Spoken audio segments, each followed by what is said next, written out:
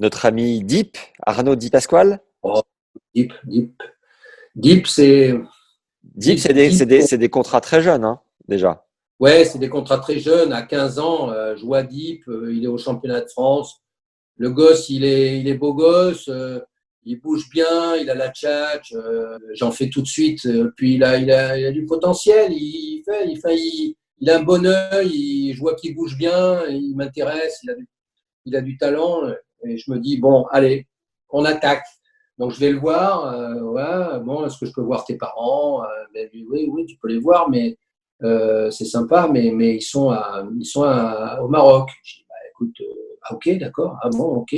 Bon, je connaissais un petit peu toute son histoire parce que j'étais pote avec Dominique Poé, qui était son coach à Poitiers. Et donc, je lui demande bah, les numéros de téléphone de son père, parce qu'il avait perdu sa mère quand il était très jeune. Donc, et j'appelle son père. J'appelle son père, j'ai dit, écoute, bonjour Monsieur Di Pasquale, j'aimerais bien venir vous voir. Est-ce qu'on peut prendre un rendez-vous? Bon, un peu froid. Et il me dit, bon, écoutez, si vous voulez venir, venez dans 15 jours, telle heure, 6 heures du soir, un mardi. Je dis, bah, écoutez, je serai là, Casablanca. Et me voilà, T'as vraiment une vie et de me voilà, dingue. et, et me voilà et puis je prends l'avion, je vais à Casablanca. Casablanca, je prends mon petit taxi marocain et j'arrive en bas, je sonne. J'espère juste qu'il a pas oublié le rendez-vous ou que tout va bien ou qu'il est là parce que j'ai dit autrement je suis mal. Et donc il me répond, voilà, et on commence à s'installer dans le salon. Je m'en souviens très très bien. Et puis je lui fais petit A, petit B, petit C, petit D. Je veux dire, votre fils, voilà, il dit rien, il ferme ma gueule, il ferme sa gueule.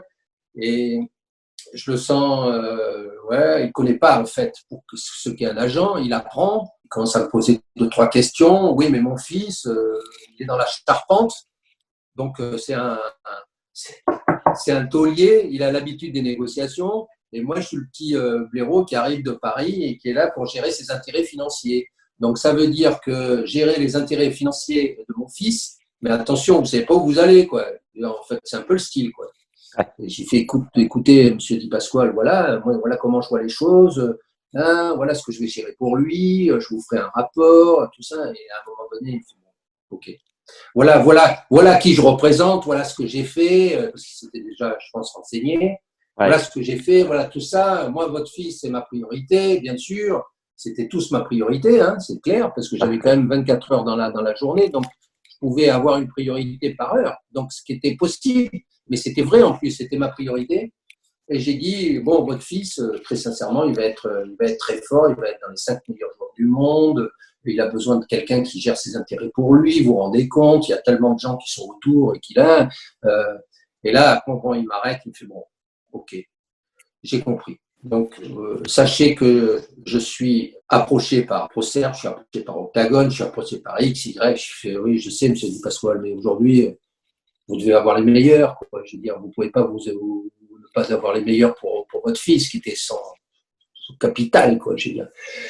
Il me fait, bon, ok, j'ai combien de temps? Je dis, vous avez le temps que vous voulez, 1 mois, 2 mois, 3 mois, mais moi, très sincèrement, je suis venu à Casa, j'aimerais que je vous soumette un contrat. Regardez, c'est un contrat qui est là, voilà pourquoi, toutes les clauses. Et puis, très sincèrement, moi, je ne veux pas partir d'ici. Moi, je m'attache au radiateur, mais j'ai trop envie de m'occuper de votre fils, quoi. Et je commence à la jouer au sentiment. Quand Octagon vient, je m'en fous. Moi, de toute façon, ils sont pas bons. Donc, je crains rien. Procerve, il crève la dalle. Non, il n'y a qu'un taulier, c'est moi, quoi. Et je me vends, mais grave de chez grave. À la fin, il me fait, bon, il me regarde, il me fait, je vous donne les intérêts financiers de mon fils. Mais je peux vous dire, si vous vous plantez, je vous lâcherai pas. Du style, et à moi. Je te les laisse, ok? On va travailler ensemble, ok? Tu me parais bien comme mec, ok? Mais c'est mon fils, ok? Alors tu fais attention et tu fais le meilleur travail. Parce que si tu fais pas le meilleur travail, je suis derrière. Et je dis pas quoi, je le ferai le meilleur travail, d'accord? Vous pouvez me faire confiance, ok? Tous ils m'ont fait confiance, donc vous pouvez me faire confiance. Et il me dit, bon, ok, mais je suis dans la merde. Je fais, pourquoi vous êtes dans la merde, monsieur Di Pasquale? Ben, parce que j'ai Octagone qui vient demain à 17h. C'est énorme. Écoutez, je dis Pasquale, appelez-le maintenant. Ça ne sert à rien qu'il vienne. Je ne voulais pas qu'il vienne, bien entendu. Ah oui. J'ai pas envie qu'ils viennent.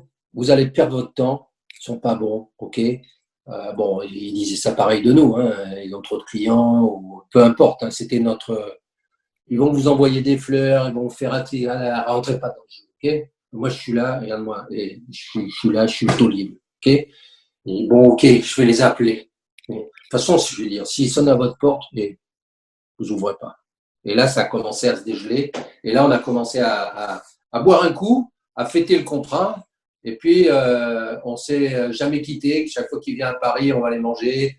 Et ça a été une des plus belles révélations. On est allé au mariage d'Art de Deep. C'était fabuleux. On a joué au tennis ensemble. Une personne Incroyable. remarquable. Est-ce que tu Remarquable. est-ce que tu t'es mis une plus grosse pression qu'avec les autres du fait de l'entretien avec le père? Non, parce qu'en fait, c'était un peu